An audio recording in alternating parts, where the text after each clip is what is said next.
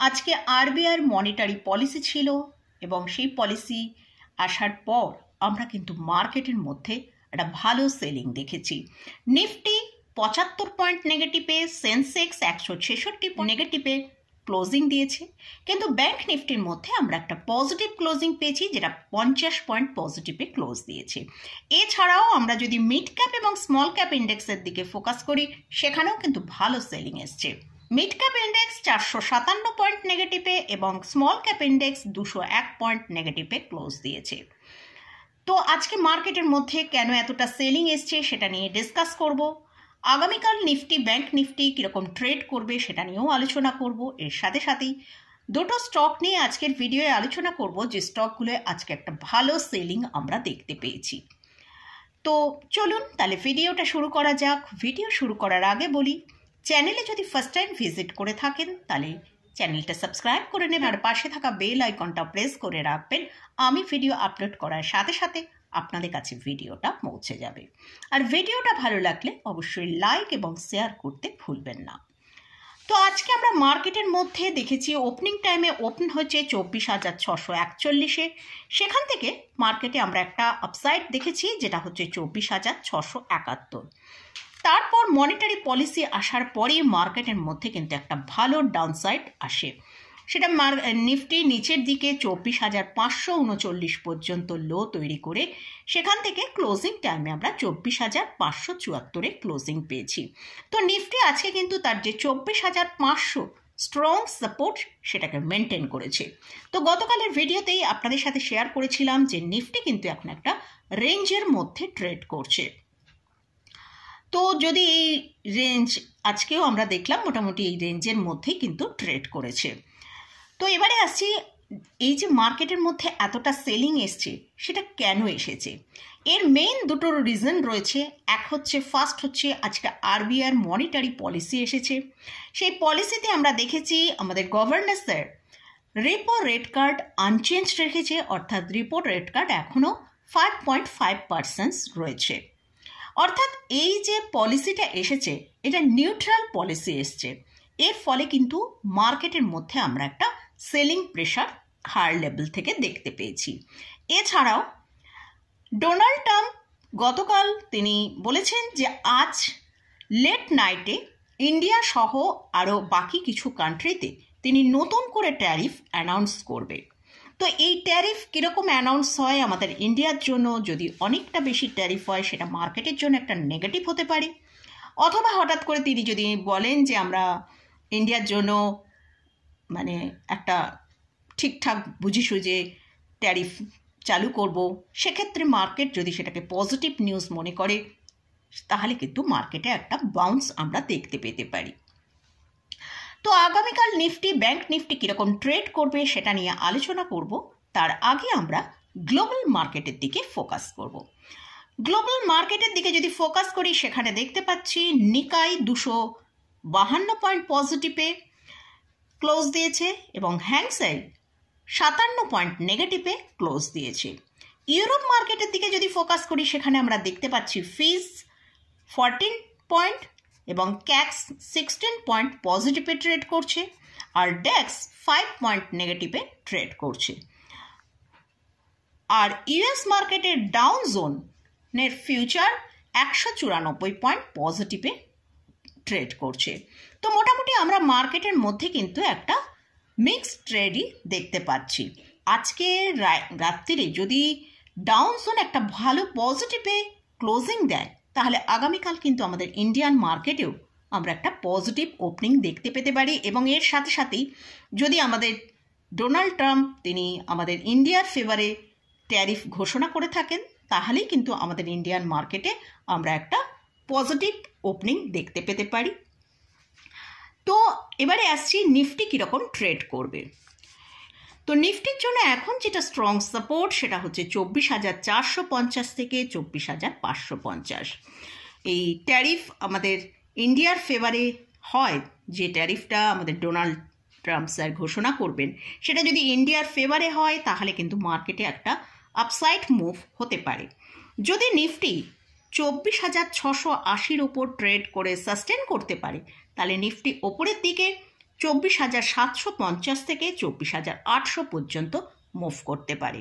আর যদি নিফটি 24,850-এর ওপর ট্রেড করে তাহলে কিন্তু নিফটির মধ্যে একটা ভালো আপসাইড মুভ আমরা আগামী দিনে দেখতে পেতে পারি। আর যদি এই ট্যারিফ আমাদের ইন্ডিয়ার ফেভারে না হয়, হয়তো একটা অনেক হাই পার্সেন্টেজ আমাদের ইন্ডিয়ার জন্য ট্রাম্প স্যার ঘোষণা করেন, সেটা আমাদের কাছে কিন্তু একটা নেগেটিভ নিউজ। তার পরিপ্রেক্ষিতে মার্কেটে কিন্তু ভালো সেলিং আসতে পারে। যদি আগামীকাল দেখি নিফটি 24,450-এর নিচে ট্রেড করতে শুরু করে তাহলে নিফটি নিচের দিকে 24,350 পর্যন্ত চলে আসতে পারে। তো এটা গেল নিফটি নিয়ে আলোচনা করলাম। এবারে আসছি ব্যাংক নিফটি। ব্যাংক নিফটি আজকে আমরা দেখেছি একটা ছোট্ট রেঞ্জের মধ্যে ট্রেড করেছে। ব্যাংক নিফটি আজকে যেহেতু আরবিআইয়ের মনিটারি পলিসি ছিল, সেখানে আমরা দেখতে পেলাম যে পলিসি নিউট্রাল থাকার ফলে আমরা কিন্তু ব্যাংক নিফটির মধ্যেও আমরা দেখলাম যে গতকালের যে লো ছিল তাকে ব্রেক করেনি এবং গতকালের যে হাইটা ছিল সেখানেও আমরা দেখলাম সেটাকে ব্রেক করেও হায়ার সাইডের দিকে যায়নি। তো ব্যাংক নিফটি একটা ছোট্ট রেঞ্জের মধ্যে আজকে ট্রেড করেছে, যেটা ওপরের দিকে 55,560 আর নিচের দিকে 55,220। যদি আগামীকাল ব্যাংক নিফটি 55,200-কে ব্রেক করে নিচের দিকে ট্রেড করতে শুরু করে তাহলে ব্যাংক নিফটি নিচের দিকে 55,000 থেকে 54,900 পর্যন্ত নিচের দিকে আসতে পারে। আর যদি ব্যাংক নিফটি ওপরের দিকে 55,650-এর ওপর ট্রেড করে সাস্টেন করে তাহলে ব্যাংক নিফটি ওপরের দিকে 55,950 থেকে 56,000 পর্যন্ত একটা আপসাইড আসতে পারে। তো এটা গেল নিফটি এবং ব্যাংক নিফটি নিয়ে আলোচনা করলাম। এবারে আসছি দুটো স্টক নিয়ে আলোচনা করব। ফার্স্ট যে স্টকটা নিয়ে আলোচনা করছি সেটা হচ্ছে একটা আইটি স্টক, উইপ্রো। স্টকের কারেন্ট প্রাইস চলছে 239 টাকা 75 পয়সা। আজকে স্টকের মধ্যে আমরা প্রায় 1.78% ডিক্লাইন দেখেছি। তো এই স্টকের মধ্যে এতটা কারেকশান আমরা কেন দেখতে পাচ্ছি? যেহেতু আইটি সেক্টরের মধ্যে ভালো সেলিং হচ্ছে, আমরা প্রত্যেক দিনই দেখতে পাচ্ছি আইটি ডিফেন্স সেক্টর হিসেবে কাজ করে, কিন্তু এখন দেখছি আইটি সেক্টরের মধ্যে প্রত্যেক দিনই ভালো সেলিং হচ্ছে। তার ফলে আমরা এই আইটি স্টকটায় অর্থাৎ ইন্ডিয়ার যে 4th largest IT stock Wipro, তাতে এতটা সেলিং দেখতে পেলাম। স্টকটাকে যদি দেখি তার হায়ার লেভেল থেকে প্রায় এখনও 38% নিচে ট্রেড করছে। স্টকের জন্য এখন যেটা ইমিডিয়েট সাপোর্ট সেটা 220 থেকে 225 টাকা। যদি এই সাপোর্টকে ব্রেক করে তাহলে কিন্তু স্টকটার মধ্যে আরও বড় সেলিং আসার সম্ভাবনা আছে। স্টকটা নিচের দিকে 190 থেকে 180 পর্যন্ত নিচের দিকে আসতে পারে। সেকেন্ড যে স্টকটা নিয়ে আলোচনা করছি এই স্টকটা হচ্ছে কনকর। এটা একটা রেলওয়ে সেক্টরের স্টক। এই স্টকের কারেন্ট প্রাইস চলছে 553 টাকা। আজকে স্টকের মধ্যে 4.46% ডিক্লাইন দেখেছি। তো এই স্টকটার মধ্যে আজকে এতটা কেন ডিক্লাইন এসছে? এটা একটা মিড ক্যাপ ক্যাটাগরি স্টক। এই স্টকটার মধ্যে আজকে কেন এতটা ডিক্লাইন এসছে?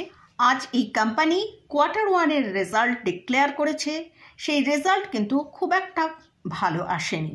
তো তাই আমরা স্টকের মধ্যে এতটা ডিপ দেখতে পেয়েছি। তো আমরা একবার রেজাল্টের দিকে যদি ফোকাস করি, সেখানে আমরা দেখতে পাচ্ছি সেলস জুন 2025 সেলস এসছে 2,154 করোড়। সেটাই ঠিক লাস্ট এক বছর আগে সেম পিরিয়ডে জুন 2024-এ আমরা দেখতে পাচ্ছি সেলস এসছে 2,103 করোড়। তো সেখানে আমরা ইয়ার অন ইয়ার বেসিসে সেলস হয়তো একটু বেড়েছে, কিন্তু সেটা ফ্ল্যাট এসছে। যদি কোয়ার্টার অন কোয়ার্টার বেসিসে দেখি সেখানে দেখতে পাচ্ছি FY25-এ এই কোম্পানির সেলস এসছিল 2,288 করোড়। তো সেক্ষেত্রে আমরা